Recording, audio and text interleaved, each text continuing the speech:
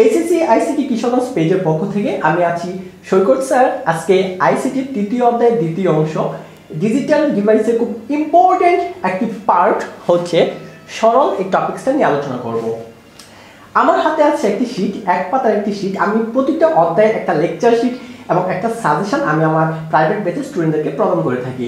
ইতিমধ্যে যারা আমার কাছে পড়তেছো তারা এই শীটটা অলরেডি পেয়ে গেছো এবং তাদেরকে আমি কথা দিচ্ছি যে বাংলাদেশের যে কোনো স্থান থেকে পড়ো না কেন আমার কাছে পড়তে হবে তা না, যে কোনো টিচারের কাছে পড়ো, বাট এই শীটটা তোমরা সংগ্রহ করে যদি নিজে নিজে এই শীটের মধ্যে যে ম্যাথগুলো আছে বা জ্ঞান অনুধাবন যে প্রশ্নগুলো আছে যদি তুমি পারো, আমি তোমাকে কথা দিচ্ছি এই শীটটা যদি পারো তোমার বিগত সালে বোর্ডে যত প্রশ্ন আসছে সকল প্রশ্ন প্রায় 95% প্রশ্ন তুমি অ্যান্সার করতে পারবা।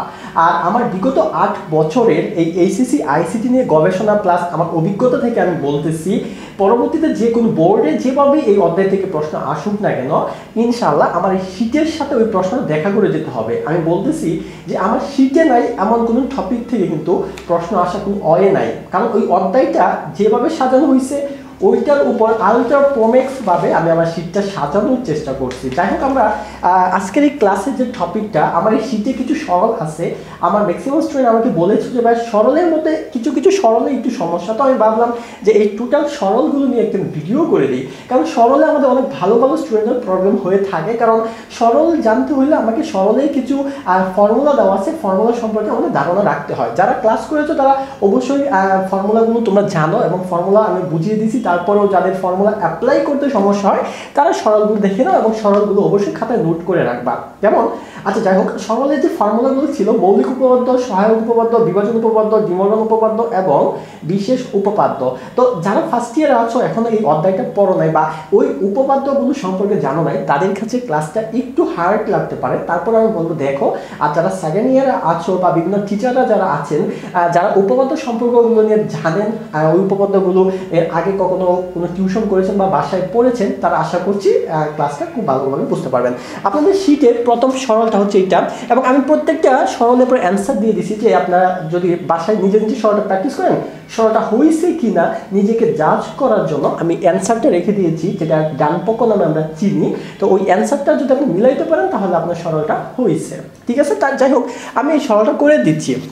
তো এখানে আমি একটা সরলের সর্বদা একটা ডিসিপ্লিন আমি আমার স্টুডেন্টদেরকে বলি, যখন সরল করবেন তখন দেখবেন যে এক্স অর বা প্লাস সার্কেল এইটা আপনার এই ফাংশনের মধ্যে আছে কি না। তারপরে বলছি যদি এটা না থাকে তখন আপনি দেখবেন যে কোনো রকমের সূত্র আছে কি না।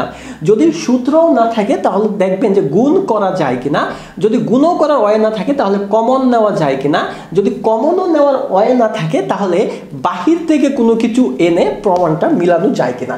আমি 5টা লাইন আমার প্রত্যেকটা স্টুডেন্টকে বলি যে সরল করতে হলে এই ডিসিপ্লিনটা সর্বদাই মাথায় রাখবা।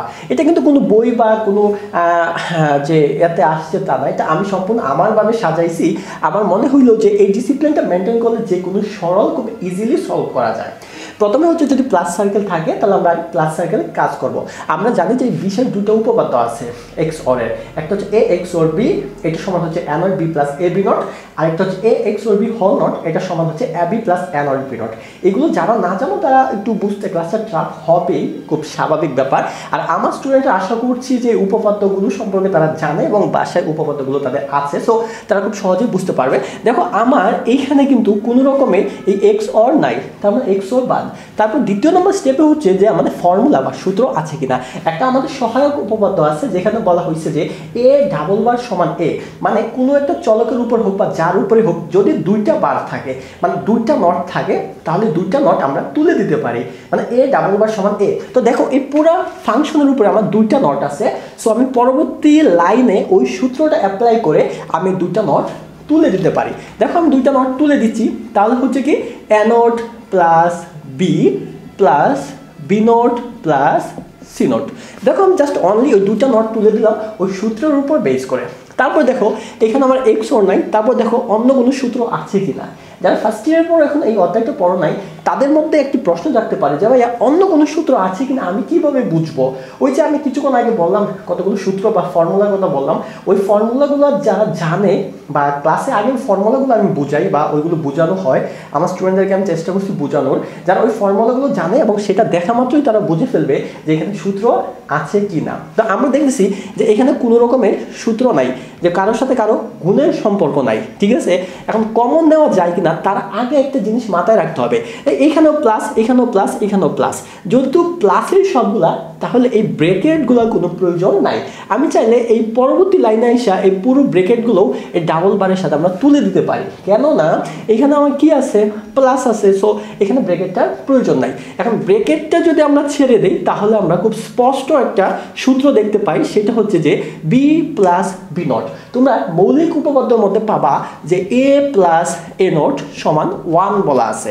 তো এ প্লাস এ নট সমান যদি আমার সূত্র 1 বলে, তাহলে আমার বি প্লাস বি নট সমান কি হবে, 1 হবে। এ প্লাস এ নট সমান যদি আমার ফর্মুলা 1 বলে, তাহলে আমার এই বি প্লাস বি নট, এই যে আমি এ নট লিখলাম প্লাস, তাহলে আমি এই বি প্লাস বি নট সমান কি লিখতে পারি, 1, তারপরে আছে কি আমার সি নট। আমি এই লাইনটা অন দিই, এই ওয়ানটা আসলে বই থেকে এই সূত্র থেকে, ঠিক আছে, এই উপপাদ্য থেকে। এখন আসো আমাদের আরেকটা উপপাদ্য আছে, সেটা হচ্ছে যে এ প্লাস 1 সমান সমান 1, ঠিক আছে। এইখানে এই সূত্রটা আমাদের একটা মৌলিক উপপাদ্য, এবং এইখানে বলে যে 1 যদি কারোর সাথে যোগ সম্পর্কে থাকে, যা কারোর সাথে থাকতে পারে, 1 যদি কারোর সাথে যোগ সম্পর্কে থাকে তাহলে ফলাফল আমাদের 1ই হবে। তো দেখো এখানে এই 1টা এইটার সাথেও যোগ সম্পর্কে আছে, আবার এই 1টা এইটার সাথেও যোগ সম্পর্কে আছে।